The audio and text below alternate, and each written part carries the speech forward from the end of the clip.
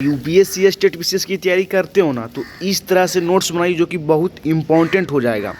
जैसे रिवीजन बार बार आप रिवीजन कर सकते हो। देखिए, आप हिस्ट्री के लिए अगर यूपीएससी में आपको नहीं समझ में आ रहा है तो आप 6 से लेकर 12 तक एनसीईआरटी का नोट्स बनाइए जो कि बहुत इम्पोर्टेंट हो जाता है। अगर देखा जाए ना तो क्लास 6 में जो बोला गया है ना, मतलब टॉपिक वाइज टॉपिक आपको 0 लेवल से स्टार्ट हो जाएगा। मतलब जैसे कब और कहाँ और कैसे हो जाएगा, आखेटक संग्रह, मतलब आपको छोटा छोटा टॉपिक करके आपको एक बड़े स्तर पर ले जाएगा एनसीईआरटी। तो अगर आपको हिस्ट्री अगर नहीं समझ में आता है ना सिविल सर्विस एग्जामिनेशन में ना, तो आप हिस्ट्री के लिए 6 से लेकर 12 तक टॉपिक वाइज टॉपिक पढ़ के आप नोट्स बनाइए जो कि बहुत इंपॉर्टेंट हो जाएगा। जैसे देखिए, हम लोग इस तरह से नोट्स बनाए, जैसे मान लेते कब और कहाँ और कैसे हो गया। जैसे यहाँ पर देखिए कब और कहाँ और कैसे हो, जैसे तो यहाँ पर क्लास 6 का हो जाएगा, 6 का हो जाएगा ये। तो अतीत के बारे में हम क्या जान सकते हैं, मतलब आपको थोड़ा थोड़ा मतलब थोड़ा 0 लेवल से आपको सिखाएगा एनसीईआरटी, है ना। तो कैसे हो जाएगा ये, कहाँ लोग रहते थे, तो गंगा सोन नदी के किनारे हो जाएगा, नर्मदा नदी के तट हो जाएगा, सुलेमान और किरथर पहाड़ियों के तट हो जाएगा। मतलब इस तरह से आपको पहला छोटा छोटा कदम उठाने को कहेगा। देखिए उसके बाद क्या आपको इसका डायग्राम पार देना है। डायग्राम से आपको याद हो जाएगा कि अच्छा ये सिंधु नदी के बीच में आता था, किरथर पहाड़ी हो जाएगा, सिंधु नदी हो जाएगा, काबुल नदी हो जाएगा, है ना, संतपुरा नर्मदा ताप्ती हो जाएगा।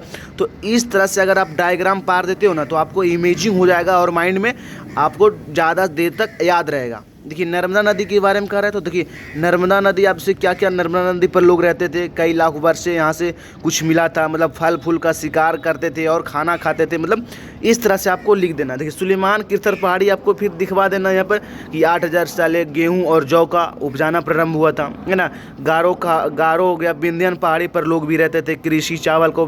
तो इस तरह से अगर डायग्राम का नोट्स बनाते हो ना तो मेंस और पीटी के लिए बहुत ज़्यादा सफिशियंट हो जाएगा। जैसे गंगा तथा सहायक सोन नदी हो जाएगा। मगध साम्राज्य था, विशाल राज्य स्थापित था मगध में, है ना। फिर देश का नाम किस तरह से, मतलब यूपीएससी ने ना मेंस में क्वेश्चन पूछ चुका है, क्योंकि देश का नाम क्यों तरह से पड़ा था। देखिए ईनानी आया था, यूरानियो आया था, सिंध ने हिंदोस का अथवा इंदोस का। तो इस तरह से आपको गंगा का मतलब देश का नाम पड़ गया था, है ना। अतीत के बारे में जैसे पांडुलिपि हो गया। अब पांडुलिपि क्या है आपको यहाँ पर थोड़ा सा विश्लेषण करना है। अभिलेख क्या होता है, पुरातात्विक चीज़ में किस चीज़ आते हैं, क्या क्या चीज़ आते हैं। तो इस तरह से आप एनसीईआरटी पढ़ते हो ना तो बहुत आपको बेहतरीन हो जाएगा। सारा चीज़ आपको देखिए इस तरह से पढ़ना होगा तो आप 0 से आप हीरो बन सकते हो हिस्ट्री में, है ना। हिस्ट्री किसी को नहीं समझ में आता तो आप 6 से लेकर 12 तक एनसीईआरटी का नोट्स जरूर बनाएं। जैसे देखिए आपको हो जाएगा तिथियों का मतलब हो जाएगा, तो ये सारा नोट्स आपको इसमें मिल जाएगा। फिर देखिए आकेटक संग्रह क्या थे, मतलब मानव और रंभिक के बारे में जीवन की जानकारी कैसे मिलता था, तो पुरातात्विक वस्तु से मिलता था, लकड़ी और औजार फूल। तो इस तरह से अगर नोट्स बनाते हो ना तो बहुत इंपॉर्टेंट हो जाता है। पीटी के साथ साथ मेंस के लिए भी ये आपको बहुत उपयोगी हो जाएगा।